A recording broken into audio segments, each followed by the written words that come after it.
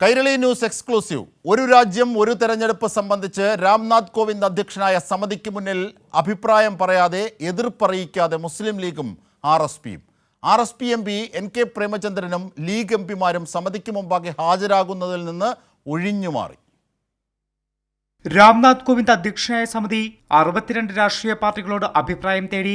32 പാർട്ടികൾ അനുകൂലിച്ചപ്പോൾ 15 പാർട്ടികൾ എതിർത്തു. എന്നാൽ 15 പാർട്ടികൾ അഭിപ്രായം പറയാൻ തയ്യാറായില്ല. RSPയും മുസ്ലിം ലീഗും അഭിപ്രായം രേഖപ്പെടുത്താത്തവരുടെ പട്ടികയിലാണ്.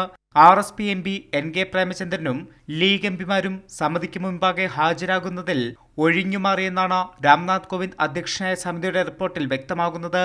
രാജ്യത്തെ രാഷ്ട്രീയ പാർട്ടി എന്ന നിലയിൽ ഏറ്റവും പ്രധാനപ്പെട്ട ഉത്തരവാദിത്തത്തിൽ നിന്ന് തന്നെയാണ് ഇരു പാർട്ടികളും ഒഴിഞ്ഞുമാറുന്നത്. ലീഗിന്റെ മുൻകാല നടപടികളും സമാന രീതിയിൽ തന്നെയായിരുന്നു. സുപ്രധാന ബില്ലുകളിൽ വോട്ടെടുപ്പിൽ മാറി നിൽക്കുന്ന സമീപനം ലീഗ് പാർലമെന്റിൽ സ്വീകരിച്ചിട്ടുണ്ട്. രാംനാഥ് കോവിന്ദ് അധ്യക്ഷനായ സമിതിക്ക് മുന്നിൽ അഭിപ്രായം പറയാതെ ഒഴിഞ്ഞുമാറുന്നതിലൂടെയും BJPയെ സഹായിക്കുന്ന സമീപനം തന്നെയാണ് സത്യത്തിൽ ലീഗും RSPയും കൈക്കൊള്ളുന്നത്. കൈരളി ന്യൂസ്, ദില്ലി.